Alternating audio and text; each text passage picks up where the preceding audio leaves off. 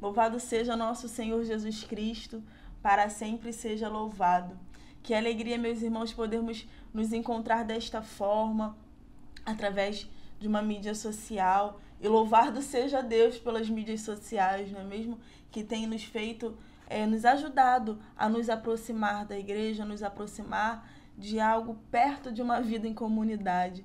Como é difícil para o cristão não viver em comunidade com os seus irmãos. Mas nós louvamos ao Senhor também, porque em todas as casas tem sido uma igreja, né? Em todas as casas tem acontecido a Santa Missa, em todas as casas tem acontecido o Santo Terço, em todas as casas tem acontecido grupos de oração, ainda que seja com sua família, ainda que seja sozinho como eu, né? Mas nós continuamos vivendo no louvor e no batismo no Espírito Santo, como é a nossa missão. Então vamos rezar para começar essa partilha. Em nome do Pai, do Filho e do Espírito Santo. Amém. Vinde, Espírito Santo, enchei os corações dos vossos fiéis e acendei neles o fogo do vosso amor. Enviai o vosso Espírito e tudo será criado, e renovareis a face da terra. Oremos. Ó Deus, que instruíste os corações dos vossos fiéis com a luz do Espírito Santo, fazei com que apreciemos retamente todas as coisas, segundo o mesmo Espírito, e gozemos sempre de sua consolação, por Cristo nosso Senhor. Amém. Gostaria de pedir que você abrisse sua palavra, se você tiver a possibilidade, no Evangelho de Mateus, capítulo 28. Nós vamos meditar um trecho bem curto, apenas 2 versículos, mas que são muito ricos e que fundamentam a nossa fé e a nossa missão. Mateus 28, vamos a partir do versículo 6. Não está aqui, ressuscitou como havia dito. Aproximai-vos para ver o lugar em que jazia. Depois, ide correndo anunciar aos discípulos que ele ressuscitou e irá à frente para a Galileia. Lá o vereis. Esta é a minha mensagem. Esta passagem é a passagem da ressurreição, né? Quando as mulheres elas vão ao túmulo onde o Senhor tinha sido colocado para vigiar, para ver como estavam as coisas lá. Então elas chegam e são surpreendidas pela pedra que fechava o túmulo. Ela já não estava mais fechando o túmulo e havia um anjo sentado sobre essa pedra. E esse anjo traz esta mensagem. E dentro do túmulo não tinha o corpo de Jesus mais. Como diz o anjo, aquele que jazia aqui ressuscitou como havia dito. Como havia dito, é algo muito forte nessa palavra, porque isso nos remete a um Deus de promessa. O Deus que nós cremos, meus irmãos, é um Deus de promessa, é um Deus que não mente, é um Deus que cumpre com aquilo que ele diz. Jesus, em toda a sua vida pública, ele vinha dizendo que precisava que a promessa do Pai se cumprisse. E em toda a história do povo de Deus, o Senhor dizia que o Messias viria e que o servo ele deveria sofrer para a salvação de muitos. Então, quando o anjo fala, como havia dito, isso traz em meu coração, meus irmãos, uma alegria muito grande de que a promessa que o Senhor faz, ela se cumpre. Muitas das vezes nós colocamos o nosso olhar na promessa de Deus daquilo que é temporal, daquilo que vai passar.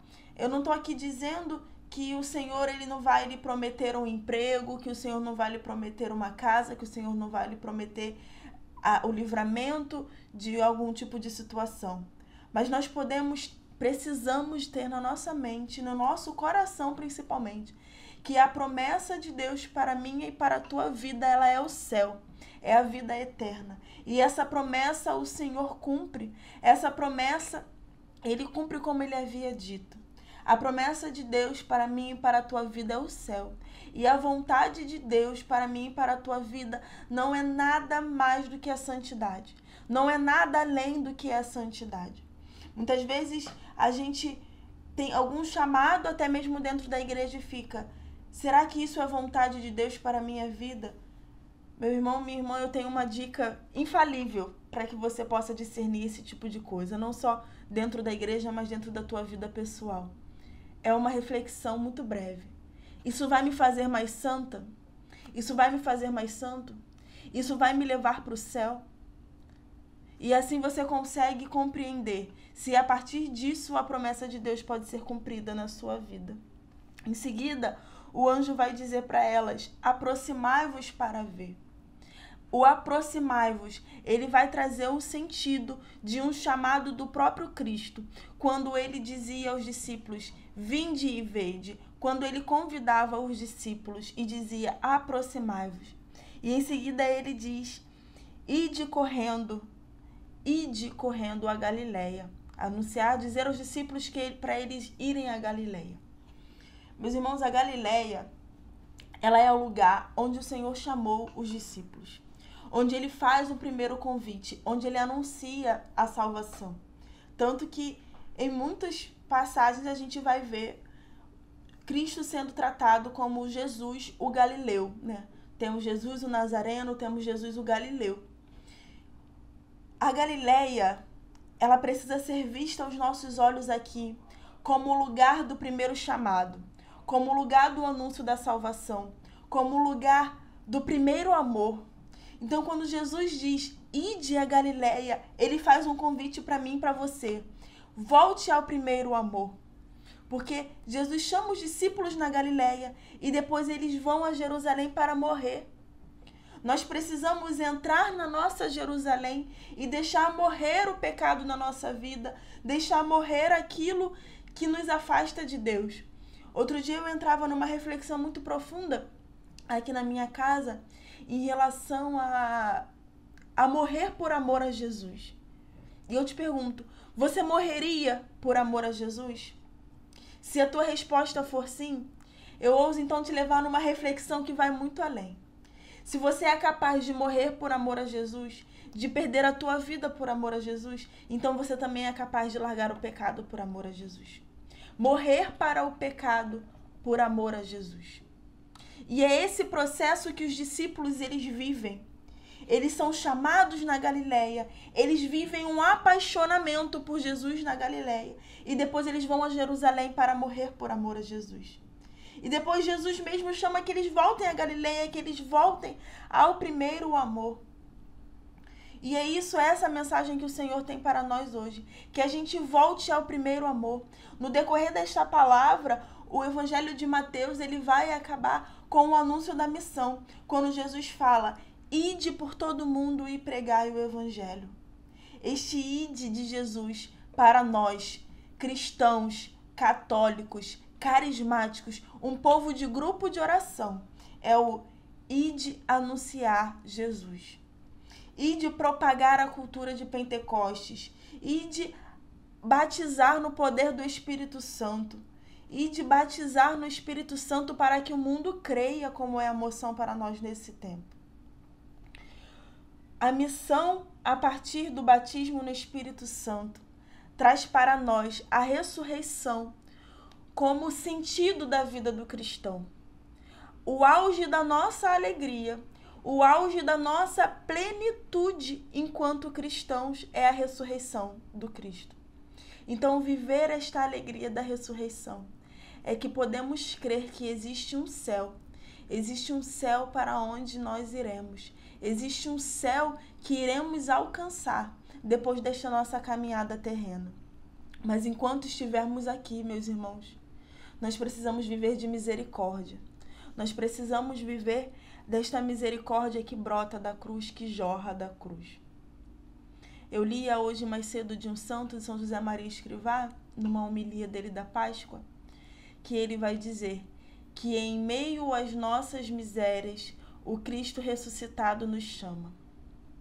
Em meio às tuas misérias, em meio aos teus pecados, em meio às dificuldades que você tem vivido a este tempo, é Cristo hoje que te chama a viver um autêntico batismo no Espírito Santo, a propagar o batismo no Espírito Santo. E como que nós propagamos o batismo no Espírito Santo nesse tempo de tantas dificuldades, nesse tempo de isolamento social?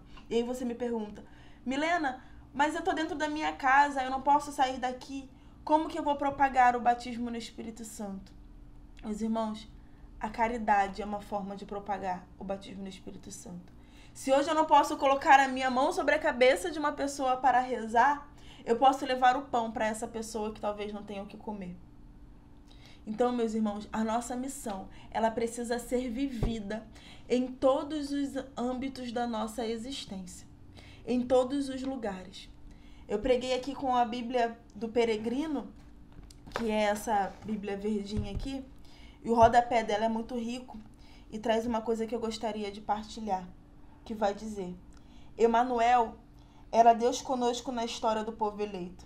Agora é Jesus glorificado na sua igreja para sempre. Que o Emanuel, ele possa estar conosco, que nós possamos ter em nosso coração um profundo desejo de acolher o Emanuel, que é o Jesus glorificado com a sua igreja.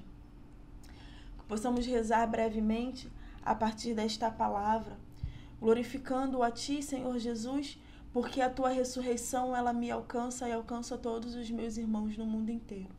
Glorificar, Senhor, o Teu santo nome, porque a Tua boa nova de salvação, ela vem confortar o meu coração, Jesus. E eu tenho certeza que esta palavra, ela tem o poder de confortar o coração de muitos, Senhor. Porque a partir da Tua ressurreição, Jesus, a palavra, ela já não é mais letra morta, mas ela é letra viva e ela traz vida e vida em abundância. Que nós possamos meditar ainda mais com esta palavra, que possamos rezar juntos, né? Compreendendo aquilo que Deus tem para a nossa vida nesse tempo. Glórias ao Pai, ao Filho e ao Espírito Santo, como era no princípio, agora e sempre. Amém.